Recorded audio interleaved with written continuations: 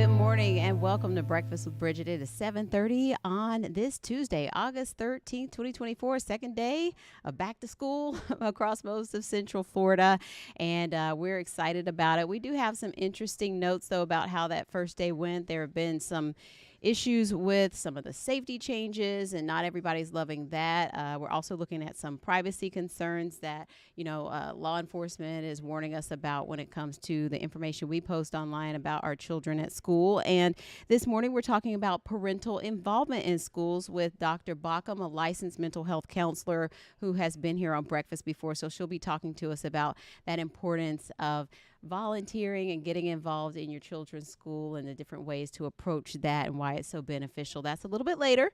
First, though, want to get a check of that weather with Chief Meteorologist Candace Campos. And it was funny this morning because, the tease as I was going to you was that we were going to have a little bit of relief.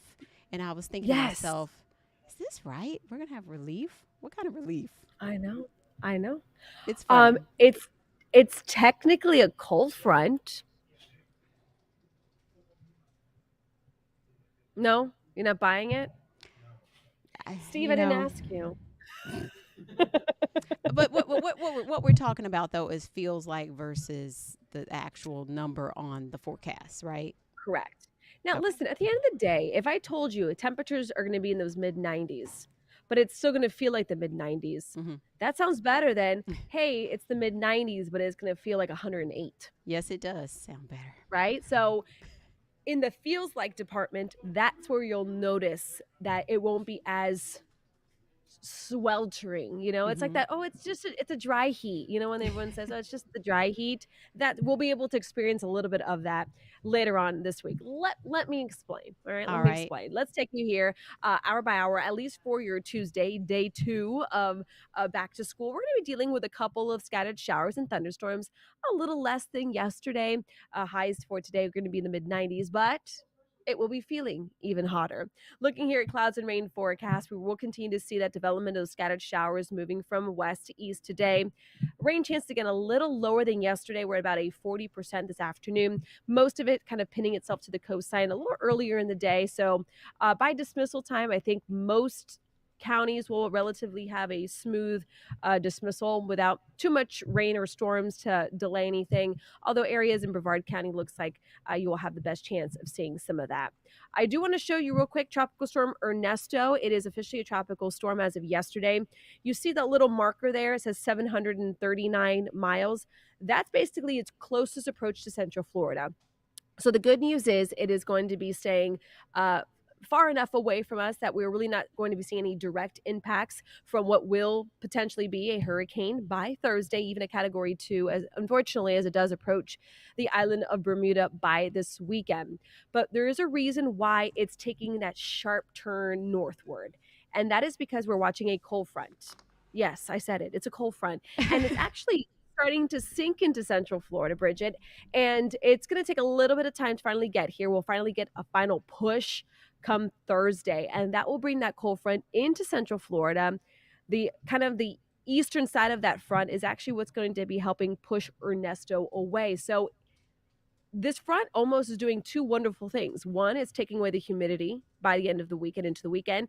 And two, it's keeping us tropical trouble free, at least for now. So let me show you. This is heat index for today. This is with all that humidity that's in place. It feels like 103 to about 107. Now look at the heat index for Friday. So if you ask me, that's a 10 Hmm. degree drop in temperatures, even though Okay. technically it feels like it's not the official temperature. But really, at the end of the day, during the summer, that heat index is really matters. It's what it feels like and how your body is able to regulate its temperature. So when we start talking about temperatures still in the 90s, it will be feeling like those upper 90s. And even with the system still, again, more than 700 miles at its closest approach to Central Florida, it will have the potential and certainly a pretty good chance of it roughing up our surf. So it's going to worsen by the weekend. Today, tomorrow, if you have the opportunity to enjoy the sun and sand and the beaches, it's going to be fantastic. Today, tomorrow, seas down to about 2 feet, rip current risk low. Then we'll start transitioning more into a moderate rip current risk on Thursday. And then you can see we'll go up to about a high risk on Friday. Boating surf, all that will rough up due to tropical storm, or by that point could be Hurricane Ernesto. So even though temperatures aren't drastically changing, some of our far northern counties will have that potential of actually staying in the 80s by Friday and Saturday because it's a little further to the north. But of course, this is, good change for a little bit. It's not going to last long. We'll start bringing back the rain chances and the humidity come Monday and Tuesday. But at the end of the day, it's a little bit of a drier slot there come Friday and Mm-hmm. Saturday. It happens to fall on the first weekend that everyone goes back to school. So something, maybe go outside, maybe enjoy maybe an ice cream after school on Friday, and you won't be sweating profusely to celebrate the first full week of back to school. That might be something I'll do. That sounds like a nice plan. It does, and to me, it's Mhm. sort of it's ushering in the that transition from summer to fall. Okay, We're don't get getting, crazy now, Bridget. I mean, but you can dream. You still need an iced pumpkin spice latte for several more weeks. Hey, I think it's out this month. Aren't we on a I countdown I to think pumpkin so. spice? I think so. Yeah, yeah, yeah. It's I mean, almost at the that end of the time. day, again, this is we're calling it more of a dry front rather than a cold front, but Okay. at this point of the Yeah. year, we'll take whatever relief we can get. As long as it Yes. doesn't come, because the only other way that you'll get cooling relief, if it's not a cool front, will be a tropical system that keeps us cool. So, I don't know. I don't know. Which one do Mm, you want? you're right. Steve? Exactly. All right. Yeah. You can, All get, right. he's waiting over there for me. Okay. For you, All right. actually. Yeah. Okay. See you soon, Candace. Thanks. Bye. Bye. So yeah, Trooper Steve is standing by there in the traffic center, right behind Candace, and so I could almost hear your eyes rolling about the weather. But I mean, it does make a difference when the feels like it's a little closer to the real number.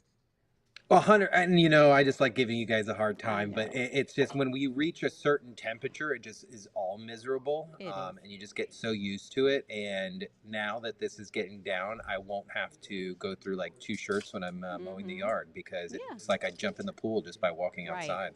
And the dogs are It's less crazy. miserable when you go out. But it's funny because they'll go out and they'll run around for a second and then they'll realize it's so hot. And then they're by the glass door and they're like, yo, let me in. And I'll look at them and I'll be like, look, I have to negotiate with you guys sometimes to get you to come inside. Now you just Mm-hmm. Yep. good times, good times. Mm-hmm. So today, 10 a.m. It's going to be an interesting one. This school crossing guard, we've done a lot of stories on her Mm-hmm. lately, and she is going to be joining me inside of Results One today, and it's a pretty crazy story because she was a crossing guard in the city of St. Cloud, and she was a crossing guard for 10 years. And it was right around 192 and 12th Street or Michigan Avenue where she was struck by a vehicle. Now, because of her injuries with this crash, she can no longer be a crossing guard.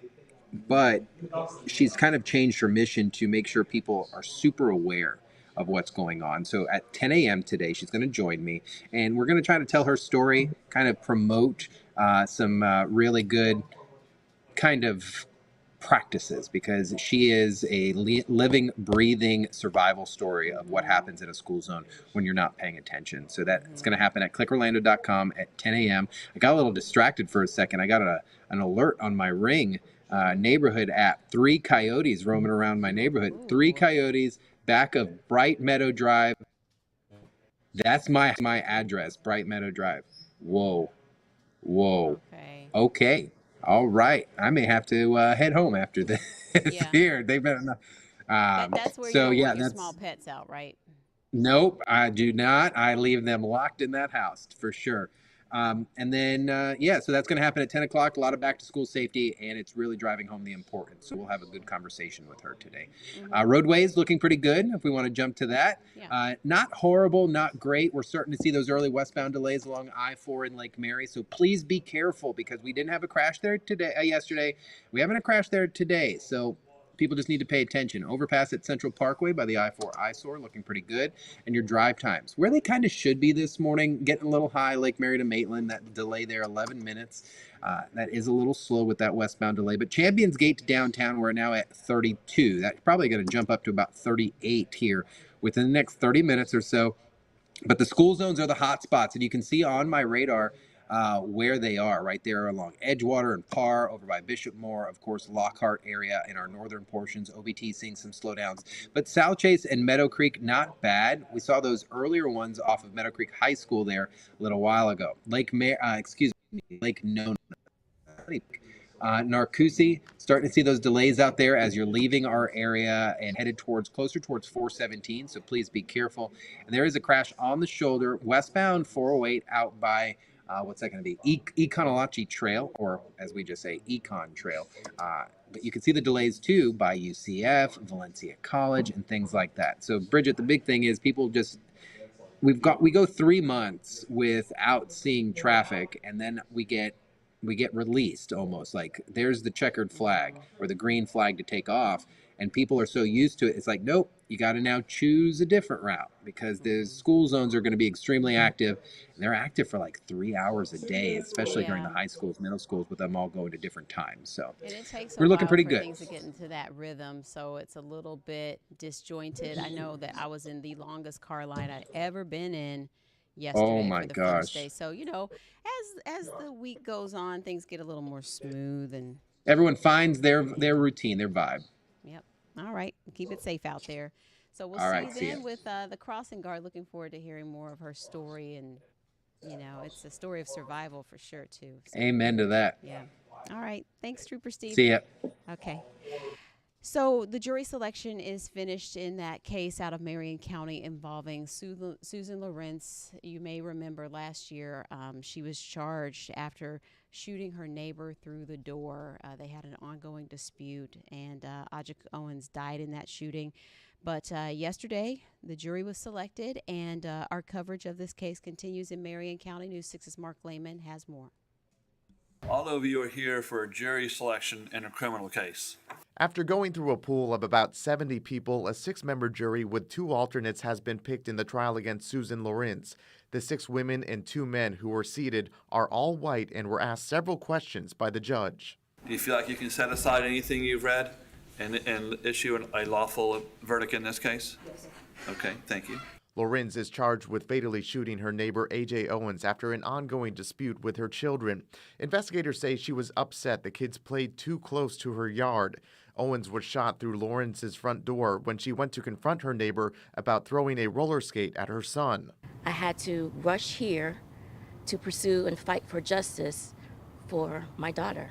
Pamela Diaz has been in court for each hearing after her daughter's death. She said yesterday was especially hard for her family as they're continuing to fight for justice.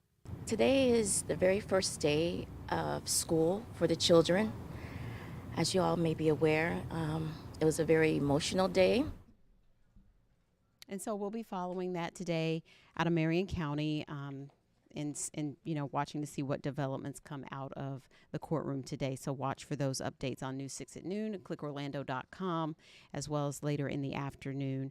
Now we want to talk about a vote for medical debt relief. This is major. Orange County Commission, they're set to vote today on a plan that's aimed at wiping out millions of dollars in medical debt for more than 150,000 people. So this is big. News 6's Ezzy Castro has a closer look at this plan and how they'll get the funds together to make that happen.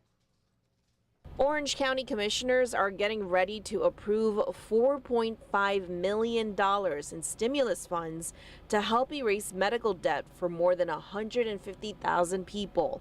Earlier this month, commissioners delayed the vote after some questioned about the logistics of the process and had concerns on whether or not the initiative would have a true impact. What it looks like from your presentation and from the briefing sheet is that we're dealing only with the providers. We're not dealing with the residents that are getting the bills and the calls, and that worries me. Our Treasurer Roberts spoke to District 5 Commissioner Emily Bonilla, who is fully on board with the decision and explained why this would benefit people struggling with medical bills. She explained the county is planning on using a nonprofit called Undo Medical Debt, known for buying up medical debt and paying it off. It's going to work as this provider, they're going to buy all the debt from the hospitals and from the debt collectors. And once they do that, they're going to pay it off at a high discount, and then the notices will go out to those who had their debt paid off so that they know that was paid off. And we'll keep you updated on that story as well. We're going to take a quick break. We'll be right back with Dr. Baucom. We'll talk about getting involved in your child's school and all the great ways that that's a benefit for everyone. Welcome back. Time now 7:47, and we want to bring in Dr. Treshonda Baucom, a licensed mental health counselor, this morning once again. And today the topic is parental involvement in school, and it's good to have you with us again, Dr. Baucom. Good morning. Good morning. Good to be back. And so when we look at parental involvement from that standpoint of well-being, what do you want people to know? Yeah, so parental involvement has many positive benefits for children, whether that's academic performance, behaviorally or social and emotionally, and just overall development. So there's many positive benefits to being actively involved in your child's education. And there's a variety of choices that people have available to them. So whether you're maybe a stay-at-home parent, or maybe you are very, very busy juggling the work and the children and home life, there are lots of things that everyone can try to fit in. Can you explain? Yeah, absolutely. So there are many ways to volunteer, and each school might be different, but there's classroom involvement where you can just generally volunteer, go on field trips, be a guest speaker, especially most schools celebrate the National Teach-In Day. You can communicate with teachers, attend the parent-teacher conferences, have regular check-ins. You can support learning at home by helping with homework or any educational activities. And you can participate in school events. Many schools throw on different curriculum nights, open houses, the school events. And there's also different groups that you can become involved with, like PTA or PTO, SAC committee, fundraising, parent liaison, booster club. So there are many opportunities that one could join. And I see lots of pictures of you here. So you have 3 children of your own, and you're a working mom. How have you been able to fit in some of these activities? What are you involved in? Yeah, so at my kids' school, I am the PTA president. I also regularly go to the SAC meetings, but it gets me involved. It helps me understand what's going on in the school and that we have voices. And oftentimes we vote on school policies and different things in some of those meetings. But it's a way for my kids to see that I'm present and engaged, and the kids love seeing you on campus, Mm-hmm. and it boosts their spirit as well. Yes. And so, how can you measure what you might be able to do and making sure that it's something that is beneficial for them, and also something that you can manage in adding into your plate? Yeah, I get that a lot sometimes. Like, well, I don't have the time to do that. Well, sometimes we could send stuff home. You might can count something if you're good at making graphics or flyers or designs, Mm-hmm. or if you have a special skill. Mm-hmm. So, as a mental health therapist, I can sometimes tell the school, hey, this is going to be a good group to have with your students. This is some Mm-hmm. good positive resources. And sometimes it's just being able to provide those resources and what's out Mm-hmm. there for the school as well. And one of the things I've noticed is that you want to make sure you're approved. I know here with Orange County schools, you do have to be additions approved. And so that involves going through the district portal and getting the background checked and everything. You apply and sign off on their permission to check up on, your background and make sure you're approved to come in and volunteer. And then there's, a sign in, sign out process so that it is formatted, and it's not like anyone can just walk in and say, hey, I'm here to volunteer. Yes, absolutely. Safety is always the first concern. So I know I too am an OCPS parent, and we do have to become additions approved. And but it's a quick, easy process for families to fill out, and it gives you the opportunity to come on campus. It gives you the opportunity to go on field trips. And I would say just reach out to your school and ask what are some of the ways that I can be involved as a parent, or what help is needed. And so then you can choose which avenues that you can support. Mm-hmm. And what about that emotional element of support in terms of showing up, and being there. Maybe it's like you said that you can come in on career day, or maybe you can volunteer with lunch duty at school. But how does that reinforce your child's health and well-being, as well as just that sense of community between, families and the schools, the neighborhoods? Yeah, it helps with their confidence. It helps with their self-esteem. We find that our parents who are more involved have more resilience.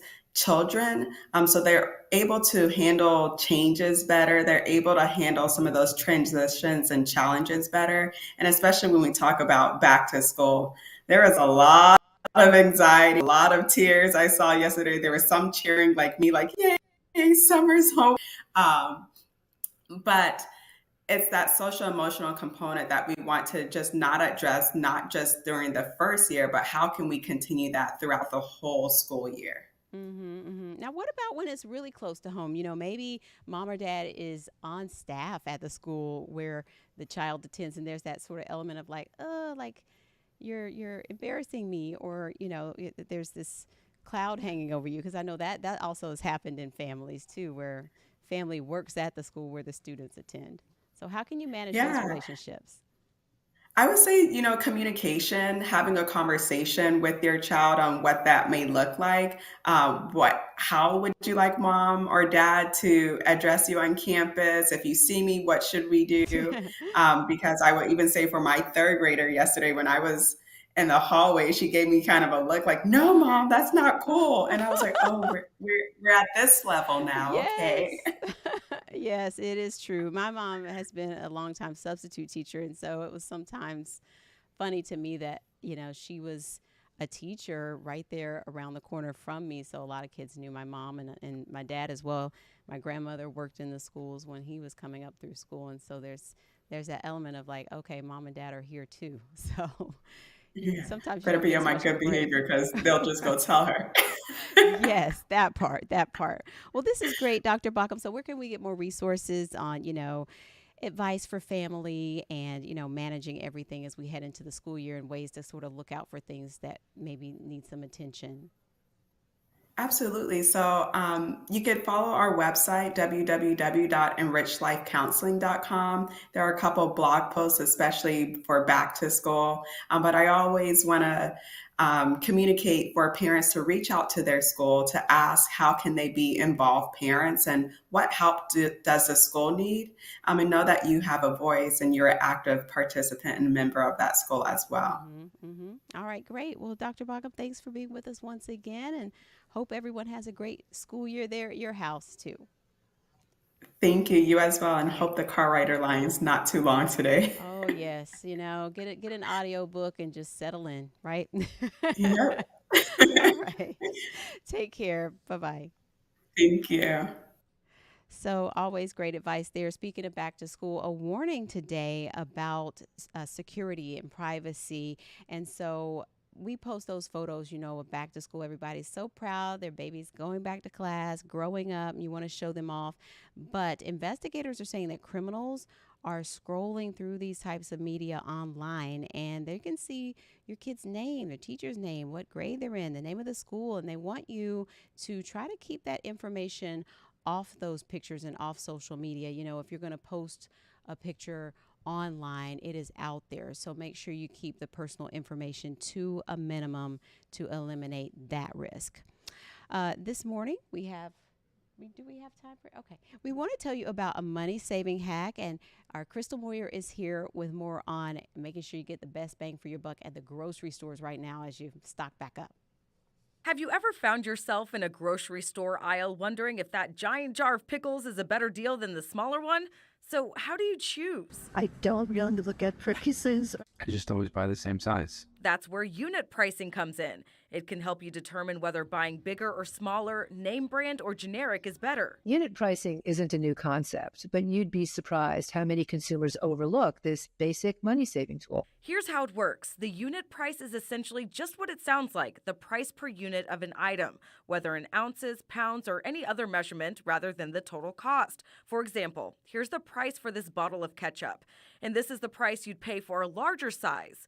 Comparing unit prices tells you which one is the better deal. Just be sure you're comparing, say, ounces to ounces.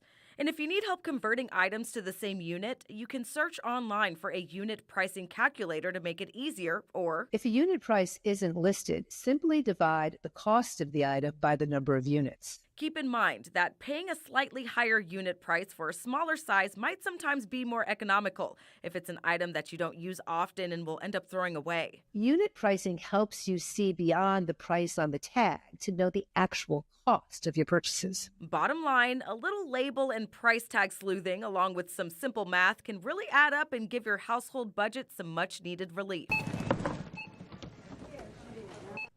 Hey, how about a nice new refrigerator and $500 to go out to the grocery store? We have a giveaway with Southeast Steel. Go to clickorlando.com/insider. You can enter to win for a chance to win through Friday. So check it out. That's going to do it for us here on Breakfast with Bridgett. And I'll see you at noon on WKMG News 6 at noon. Take care.